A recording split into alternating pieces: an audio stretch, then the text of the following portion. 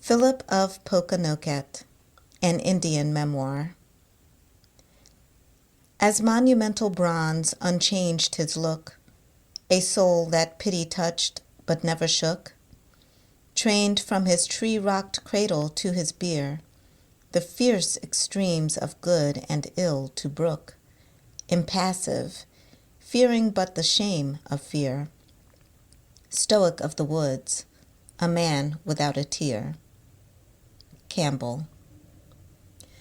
It is to be regretted that those early writers who treated of the discovery and settlement of America have not given us more particular and candid accounts of the remarkable characters that flourished in savage life. The scanty anecdotes which have reached us are full of peculiarity and interest. They furnish us with nearer glimpses of human nature, and show what man is in a comparatively primitive state, and what he owes to civilization. There is something of the charm of discovery in lighting upon these wild and unexplored tracts of human nature, in witnessing, as it were, the native growth of moral sentiment, and perceiving those generous and romantic qualities which have been artificially cultivated by society, vegetating in spontaneous hardihood and rude magnificence. In civilized life, where the happiness and indeed almost the existence of man depends so much upon the opinion of his fellow men, he is constantly acting a studied part. The bold and peculiar traits of native character are refined away or softened down by the leveling influence of what is termed good breeding, and he practices so many petty deceptions and affects so many generous sentiments for the purposes of popularity that it is difficult to distinguish his real from his artificial character. The Indian, on the contrary, free from the restraints and refinements of polished life, and in a great degree a solitary and independent being, obeys the impulses of his inclination or the dictates of his judgment, and thus the attributes of his nature, being freely indulged, grow singly great and striking. Society is like a lawn, where every roughness is smoothed, every bramble eradicated, and where the eye is delighted by the smiling verdure of a velvet surface. He, however, who would study nature in its wildness and variety, must plunge into the forest, must explore the glen, must stem the torrent and dare the precipice. These reflections arose on casually looking through a volume of early colonial history, wherein are recorded, with great bitterness, the outrages of the Indians and their wars with the settlers' New England. It is painful to perceive, even from these partial narratives, how the footsteps of civilization may be traced in the blood of the aborigines, how easily the colonists were moved to hostility by the lust of conquest, how merciless and exterminating was their warfare. The imagination shrinks at the idea of how many intellectual beings were hunted from the earth, how many brave and noble hearts of nature's sterling coinage were broken down and trampled in the dust. Such was the fate of Philip of Pokanoket, an Indian warrior whose name was once a terror throughout Massachusetts and Connecticut.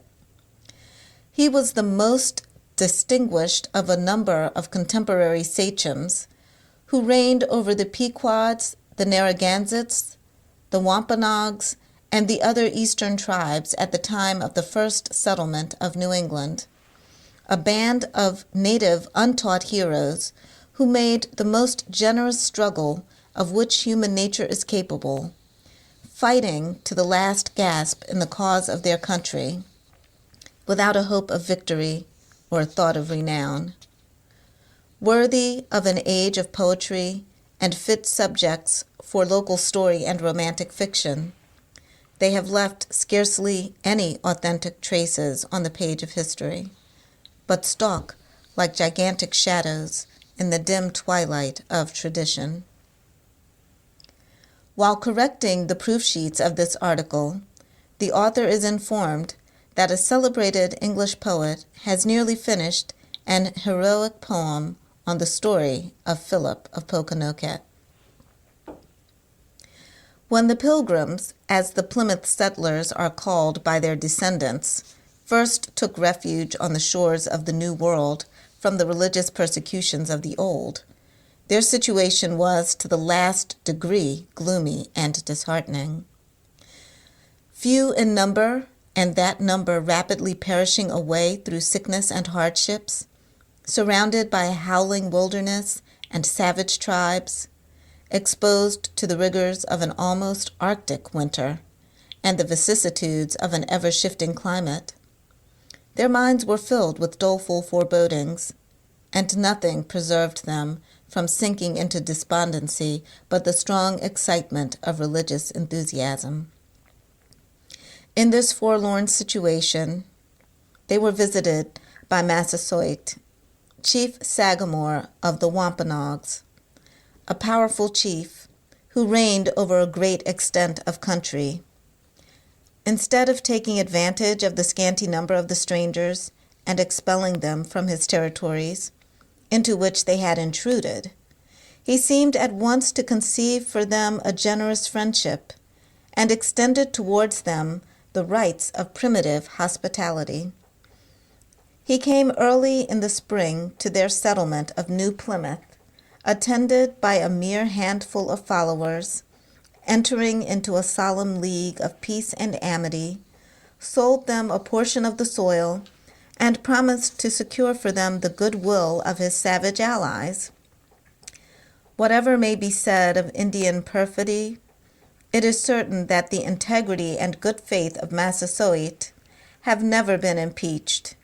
He continued a firm and magnanimous friend of the white men, suffering them to extend their possessions and to strengthen themselves in the land, and betraying no jealousy of their increasing power and prosperity. Shortly before his death, he came once more to New Plymouth with his son Alexander for the purpose of renewing the covenant of peace and of securing it to his posterity. At this conference, he endeavored to protect the religion of his forefathers from the encroaching zeal of the missionaries, and stipulated that no further attempt should be made to draw off his people from their ancient faith. But, finding the English obstinately opposed to any such condition, he mildly relinquished the demand. Almost the last act of his life was to bring his two sons, Alexander and Philip, as they had been named by the English, to the residence of a principal settler, recommending mutual kindness and confidence, and entreating that the same love and amity which had existed between the white men and himself might be continued afterwards with his children. The good old sachem died in peace, and was happily gathered to his fathers before sorrow came upon his tribe. His children remained behind to experience the ingratitude of white men.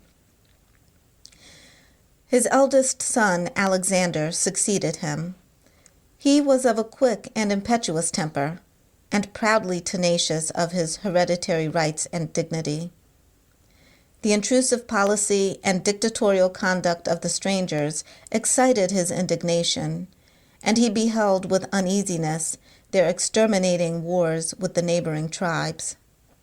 He was doomed soon to incur their hostility, being accused of plotting with the Narragansetts to rise against the English and drive them from the land. It is impossible to say whether this accusation was warranted by facts or was grounded on mere suspicions. It is evident, however, by the violent and overbearing measures of the settlers, that they had by this time begun to feel conscious of the rapid increase of their power, and to grow harsh and inconsiderate in their treatment of the natives. They dispatched an armed force to seize upon Alexander and to bring him before their courts. He was traced to his woodland haunts and surprised at a hunting house where he was reposing with a band of his followers, unarmed, after the toils of the chase. The suddenness of his arrest and the outrage offered to his sovereign dignity so preyed upon the irascible feelings of this proud savage as to throw him into a raging fever. He was permitted to return home on condition of sending his son as a pledge for his reappearance. But the blow he had received was fatal, and before he reached his home, he fell a victim to the agonies of a wounded spirit. The successor of Alexander was Metamochet, or King Philip, as he was called by the settlers on account of his lofty spirit and ambitious temper. These, together with his well-known energy and enterprise, had rendered him an object of great jealousy and apprehension, and he was accused of having always cherished a secret and implacable hostility towards the whites. Such may very probably and very naturally have been the case. He considered them as originally but mere intruders into the country, who had presumed upon indulgence and were extending an influence baneful to savage life. He saw the whole race of his countrymen melting before them from the face of the earth, their territories slipping from their hands, and their tribes becoming feeble, scattered, and dependent. It may be said that the soil was originally purchased by the settlers, but who does not know the nature of Indian purchases in the early periods of colonization? The Europeans always made thrifty bargains through their superior adroitness in traffic, and they gained vast accessions of territory by easily provoked hostilities. An uncultivated savage is never a nice inquirer into the refinements of law by which an injury may be gradually and legally inflicted. Leading facts are all by which he judges, and it was enough for Philip to know that before the intrusion of the Europeans, his countrymen were lords of the soil, and that now they were becoming vagabonds in the land of their fathers. But whatever may have been his feelings of general hostility and his particular indignation at the treatment of his brother, he suppressed them for the present, renewed the contract with the settlers, and resided peacefully for many years at Pokanoket, or, as it was called by the English, Mount Hope, now Bristol, Rhode Island, the ancient seat of dominion of his tribe. Suspicions, however, which were at first but vague and indefinite, began to acquire form and substance, and he was at length charged with attempting to instigate the various eastern tribes to rise at once, and by a simultaneous effort to throw off the yoke of their oppressors. It is difficult, at this distant period, to assign the proper credit due to these early accusations against the Indians. There was a proneness to suspicion and an aptness to acts of violence on the part of the whites that gave weight and importance to every idle tale. Informers abounded where tale-bearing met with countenance and reward, and the sword was readily unsheathed when its success was certain, and it carved out empire. The only positive evidence on record against Philip is the accusation of one Sossamon, a renegado Indian, whose natural cunning had been quickened by a partial education which he had received among the settlers. He changed his faith and his allegiance 2 or 3 times with a facility that evinced the looseness of his principles. He had acted for some time as Philip's confidential secretary and counselor, and had enjoyed his bounty and protection. Finding, however, that the clouds of adversity were gathering round his patron, he abandoned his service and went over to the whites, and in order to gain their favor, charged his former benefactor with plotting against their safety. A rigorous investigation took place. Philip and several of his subjects submitted to be examined, but nothing was proved against them. The settlers, however, had now gone too far to retract. They had previously determined that Philip was a dangerous neighbor. They had publicly evinced their distrust and had done enough to ensure his hostility. According, therefore, to the usual mode of reasoning in these cases, his destruction had become necessary to their security. Sosaman, the treacherous informer, was shortly afterwards found dead in a pond, having fallen a victim to the vengeance of his tribe. 3 Indians, one of whom was a friend and counselor of Philip, were apprehended and tried, and on the testimony of one very questionable witness, were condemned and executed as murderers. The treatment of his subjects and ignominious punishment of his friend outraged the pride and exasperated the passions of Philip. The bolt which had fallen thus at his very feet awakened him to the gathering storm, and he determined to trust himself no longer in the power of the white men.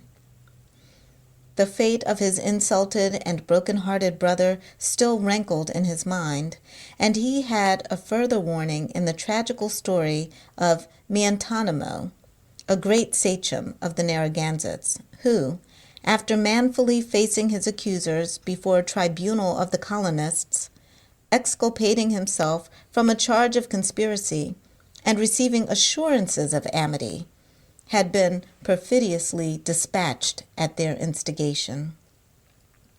Philip therefore gathered his fighting men about him, persuaded all strangers that he could to join his cause, sent the women and children to the Narragansetts for safety, and wherever he appeared was continually surrounded by armed warriors.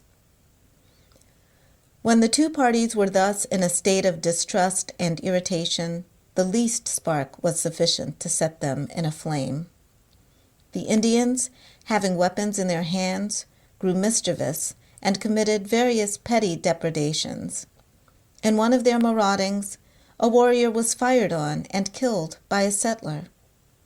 This was the signal for open hostilities.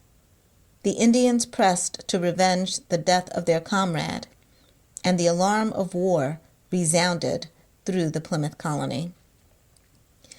In the early chronicles of these dark and melancholy times, we meet with many indications of the diseased state of the public mind.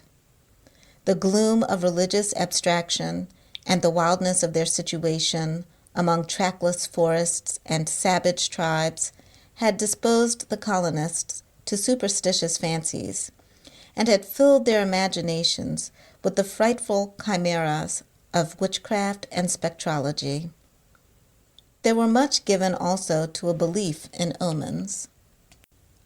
The troubles with Philip and his Indians were preceded, we are told, by a variety of those awful warnings which forerun great and public calamities.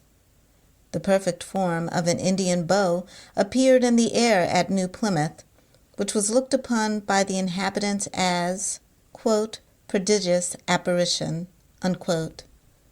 At Hadley, Northampton, and other towns in their neighborhood, quote, was heard the report of a great piece of ordnance, with a shaking of the earth and a considerable echo, close quote. The Reverend Increase Mather's History.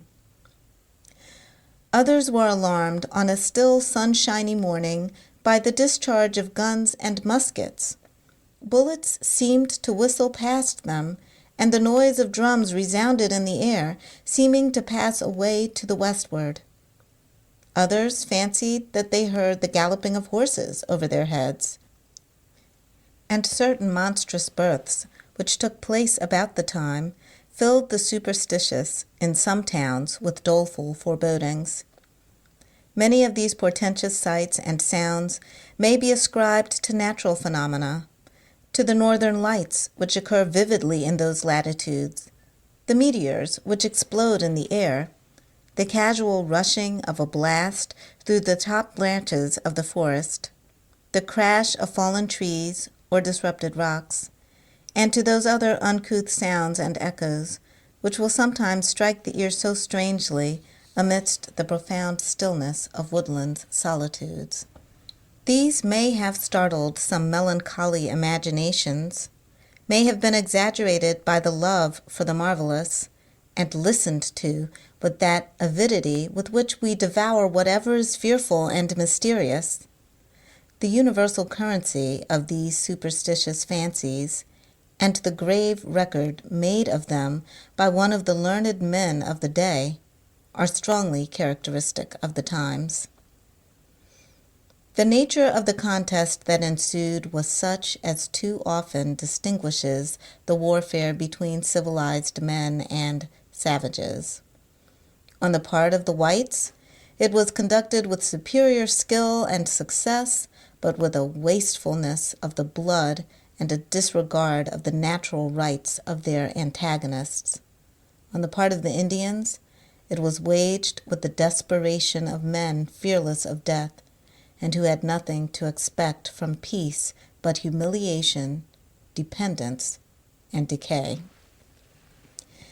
The events of the war are transmitted to us by a worthy clergyman of the time, who dwells with horror and indignation on every hostile act of the Indians, however justifiable, whilst he mentions with applause the most sanguinary atrocities of the whites.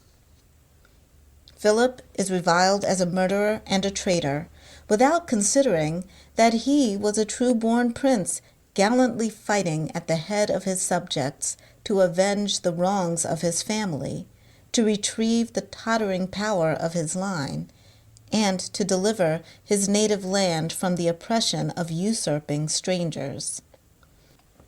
The project of a wide and simultaneous revolt, if such had really been formed, was worthy of a capacious mind, and had it not been prematurely discovered, might have been overwhelming in its consequences. The war that actually broke out was but a war of detail, a mere succession of casual exploits and unconnected enterprises. Still, it sets forth the military genius and daring prowess of Philip, and wherever, in the prejudiced and passionate narrations that have been given of it, we can arrive at simple facts, we find him displaying a vigorous mind, a fertility of expedients, a contempt of suffering and hardships, and an unconquerable resolution that command our sympathy and applause. Driven from his paternal domains at Mount Hope, he threw himself into the depths of those vast and trackless forests that skirted the settlements and were almost impervious to anything but a wild beast or an Indian. Here he gathered together his forces like the storm accumulating its stores of mischief in the bosom of the thundercloud, and would suddenly emerge at a time and place least expected, carrying havoc and dismay into the villages. There were now and then indications of these impending ravages that filled the minds of the colonists with awe and apprehension. The report of a distant gun would perhaps be heard from the solitary woodland where there was known to be no white man.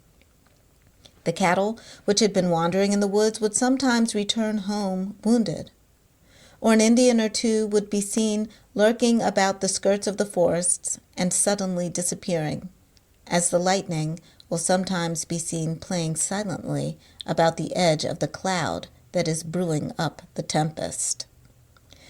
Though sometimes pursued and even surrounded by the settlers, yet Philip as often escaped almost miraculously from their toils, and plunging into the wilderness, would be lost to all search or inquiry until he again emerged at some far distant quarter, laying the country desolate.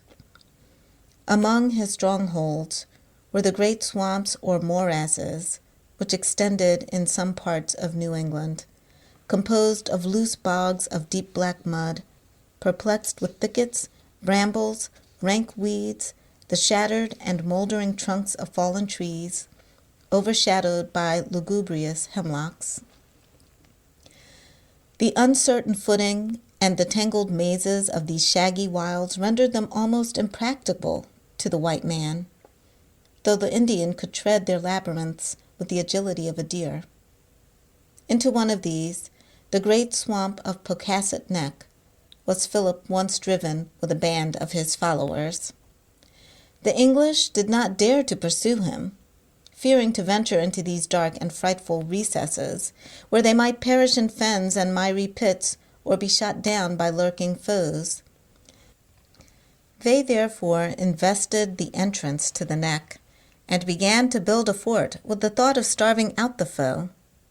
But Philip and his warriors wafted themselves on a raft over an arm of the sea in the dead of night, leaving the women and children behind, and escaped away to the westward, kindling the flames of war among the tribes of Massachusetts and the Nipmuc country, and threatening the colony of Connecticut. In this way, Philip became a theme of universal apprehension.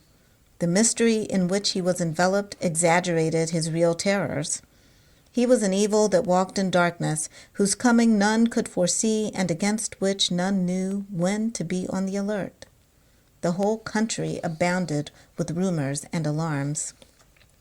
Philip seemed almost possessed of ubiquity, for in whatever part of the widely extended frontier and eruption from the forest took place, Philip was said to be its leader.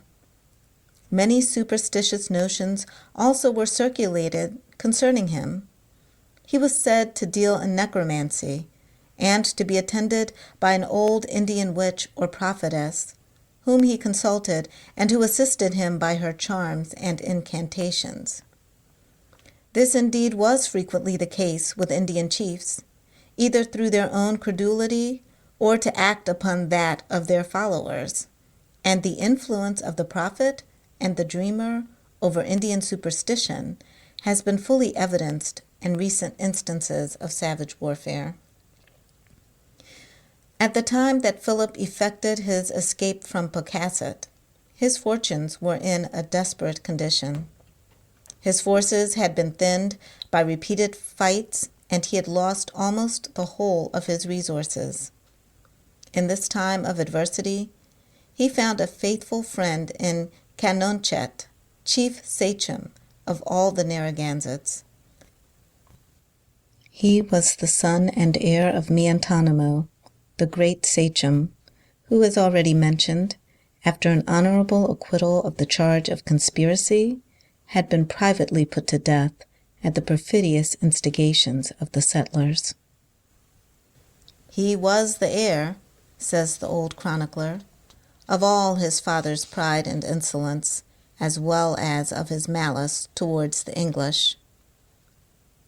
He certainly was the heir of his insults and injuries, and the legitimate avenger of his murder. Though he had forborne to take an active part in this hopeless war, yet he received Philip and his broken forces with open arms, and gave them the most generous countenance and support. This at once drew upon him the hostility of the English, and it was determined to strike a signal blow that would involve both the sachems in one common ruin.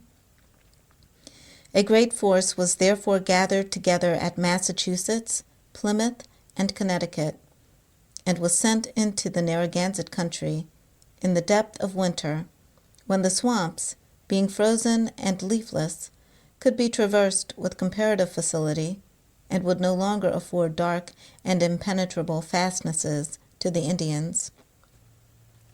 Apprehensive of attack, Canonchet had conveyed the greater part of his stores, together with the old, the infirm, the women and children of his tribe, to a strong fortress, where he and Philip had likewise drawn up the flower of their forces. This fortress, deemed by the Indians impregnable, was situated upon a rising mound or kind of island of 5 or 6 acres in the midst of a swamp. It was constructed with a degree of judgment and skill vastly superior to what is usually displayed in Indian fortification, and indicative of the martial genius of these two chieftains. Guided by renegado Indian, the English penetrated through December snows to this stronghold and came upon the garrison by surprise. The fight was fierce and tumultuous. The assailants were repulsed in their first attack, and several of their bravest officers were shot down in the act of storming the fortress, sword in hand. The assault was renewed with greater success. A lodgment was effected. The Indians were driven from one post to another. They disputed their ground inch by inch, fighting with the fury of despair. Most of their veterans were cut to pieces, and after a long and bloody battle, Philip and Pokanoket, with a handful of surviving warriors, retreated from the fort and took refuge in the thickets of the surrounding forest. The victors set fire to the wigwams and the fort. The whole was soon in a blaze. Many of the old men, the women, and the children perished in the flames. This last outrage overcame even the stoicism of the savage. The neighboring woods resounded with the yells of rage and despair uttered by the fugitive warriors as they beheld the destruction of their dwellings and heard the agonizing cries of their wives and offspring. The burning of the wigwams, says a contemporary writer, the shrieks and cries of the women and children, and the yelling of the warriors, exhibited a most horrible and affecting scene, so that it greatly moved some of the soldiers. The same writer cautiously adds, "They were in much doubt then, and afterwards seriously inquired whether burning their enemies alive could be consistent with humanity and the benevolent principles of the gospel." Manuscript of the Reverend W. Ruggles. The fate of the brave and generous Pokanoket is worthy of particular mention. The last scene of his life is one of the noblest instances on record of Indian magnanimity. Broken down in his power and resources by this signal defeat, yet faithful to his ally and to the hapless cause which he had espoused, he rejected all overtures of peace offered on condition of betraying Philip and his followers, and declared that he would fight it out to the last man rather than become a servant to the English. His home being destroyed, his country harassed and laid waste by the incursions of the conquerors, he was obliged to wander away to the banks of the Connecticut, where he formed a rallying point to the whole body of Western Indians and laid waste several of the English settlements. Early in the spring, he departed on a hazardous expedition with only 30 chosen men to penetrate to Seekonk in the vicinity of Mount Hope, and to procure seed corn to plant for the sustenance of his troops. This little hand of adventurers had safely passed through the Pequot country and were in the center of the Narragansett, resting at some wigwams near Pawtucket River, when an alarm was given of an approaching enemy.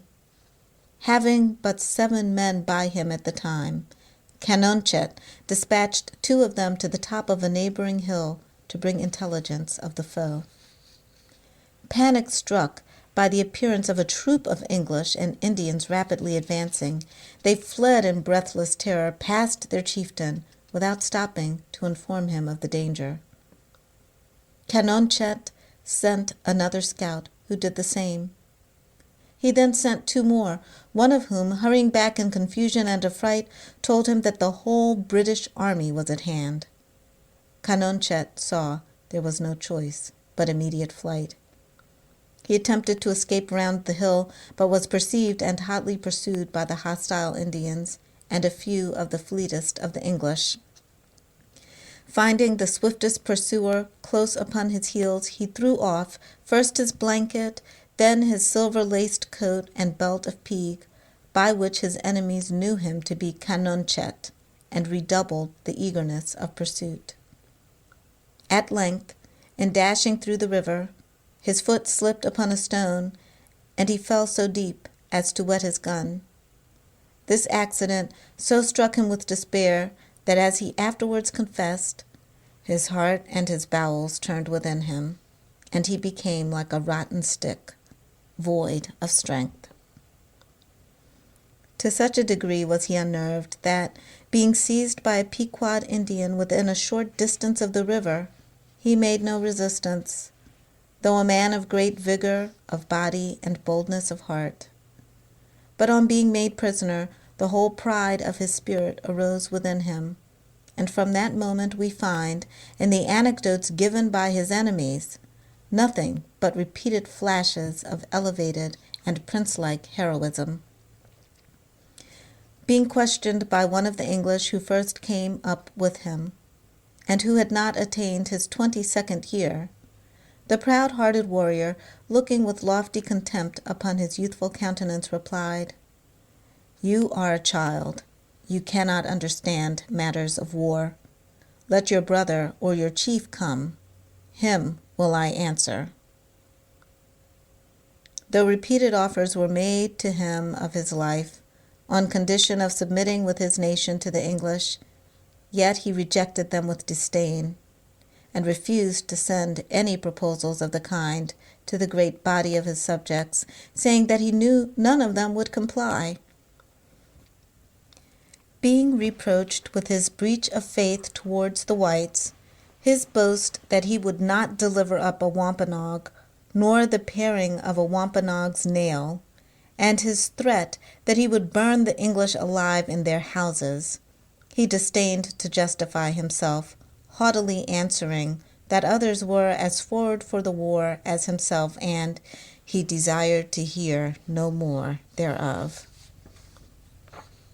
So noble and unshaken a spirit, so true a fidelity to his cause and his friend, might have touched the feelings of the generous and the brave, but Canonchet was an Indian, a being towards whom war had no courtesy, humanity no law, religion no compassion. He was condemned to die. The last words of his that are recorded are worthy the greatness of his soul. When sentence of death was passed upon him, he observed that he liked it well, for he should die before his heart was soft, or he had spoken anything unworthy of himself. His enemies gave him the death of a soldier, for he was shot at Stoningham by 3 young sachems of his own rank. The defeat at the Narragansett fortress and the death of Canonchet were fatal blows to the fortunes of King Philip. He made an ineffectual attempt to raise a head of war by stirring up the Mohawks to take arms. But though possessed of the native talents of a statesman, his arts were counteracted by the superior arts of his enlightened enemies, and the terror of their warlike skill began to subdue the resolution of the neighboring tribes. The unfortunate chieftain saw himself daily stripped of power, and his ranks rapidly thinning around him. Some were suborned by the whites. Others fell victims to the hunger and fatigue, and to the frequent attacks by which they were harassed. His stores were all captured. His chosen friends were swept away from before his eyes. His uncle was shot down by his side. His sister was carried into captivity, and in one of his narrow escapes, he was compelled to leave his beloved wife and only son to the mercy of the enemy. His ruin, says the historian, being thus gradually carried on, his misery was not prevented, but augmented thereby. Being himself made acquainted with the sense and experimental feeling of the captivity of his children, loss of friends, slaughter of his subjects, bereavement of all family relations, and being stripped of all outward comforts before his own life should be taken away.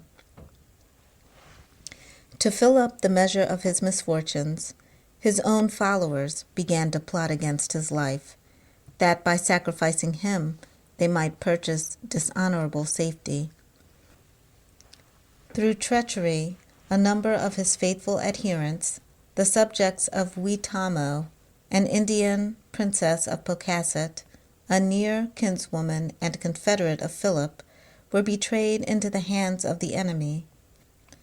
Weetamo was among them at the time, and attempted to make her escape by crossing a neighboring river. Either exhausted by swimming or starved with cold and hunger, she was found dead and naked near the waterside. But persecution ceased not at the grave. Even death, the refuge of the wretched, where the wicked commonly cease from troubling, was no protection to this outcast female, whose great crime was affectionate fidelity to her kinsman and her friend. Her corpse was the object of unmanly and dastardly vengeance. The head was severed from the body and set upon a pole, and was thus exposed at Taunton to the view of her captive subjects. They immediately recognized the features of their unfortunate queen, and were so affected at this barbarous spectacle that we are told they broke forth into the most horrid and diabolical lamentations. However Philip had borne up against the complicated miseries and misfortunes that surrounded him, the treachery of his followers seemed to wring his heart and reduce him to despondency. It is said that he never rejoiced afterwards, nor had success in any of his designs. The spring of hope was broken. The ardor of enterprise was extinguished. He looked around, and all was danger and darkness. There was no eye to pity, nor any arm that could bring deliverance. With a scanty band of followers who still remained true to his desperate fortunes, the unhappy Philip wandered back to the vicinity of Mount Hope, the ancient dwelling of his fathers. Here he lurked about like a spectre among the scenes of former power and prosperity, now bereft of home, of family, and a friend. There needs no better picture of his destitute and piteous situation than that furnished by the homely pen of the chronicler, who is unwarily enlisting the feelings of the reader in favor of the hapless warrior whom he reviles. Philip, he says, like a savage wild beast, having been hunted by the English forces through the woods above 100 miles backward and forward, at last was driven to his own den upon Mount Hope, where he retired, with a few of his best friends, into a swamp, which proved but a prison to keep him fast till the messengers of death came by divine permission to execute vengeance upon him. Even in this last refuge of desperation and despair, a sullen grandeur gathers round his memory. We picture him to ourselves, seated among his careworn followers, brooding in silence over his blasted fortunes, and acquiring a savage sublimity from the wildness and dreariness of his lurking place. Defeated, but not dismayed, crushed to the earth, but not humiliated, he seemed to grow more haughty beneath disaster, and to experience a fierce satisfaction in draining the last dregs of bitterness. Little minds are tamed and subdued by misfortune, but great minds rise above it. The very idea of submission awakened the fury of Philip, and he smote to death one of his followers who proposed an expedient of peace. The brother of the victim made his escape, and in revenge betrayed the retreat of his chieftain. A body of white men and Indians were immediately dispatched to the swamp, where Philip lay crouched, glaring with fury and despair. Before he was aware of their approach, they had begun to surround him. In a little while he saw 5 of his trustiest followers laid dead at his feet. All resistance was vain. He rushed forward from his covert and made a headlong attempt to escape, but was shot through the heart by a renegado Indian of his own nation. Such is the scanty story of the brave but unfortunate King Philip, persecuted while living, slandered and dishonored when dead. If, however, we consider even the prejudiced anecdotes furnished us by his enemies, we may perceive in them traces of amiable and lofty character sufficient to awaken sympathy for his fate and respect for his memory. We find that amidst all the harassing cares and ferocious passions of constant war, he was alive to the softer feelings of connubial love and paternal tenderness, and to the generous sentiment of friendship.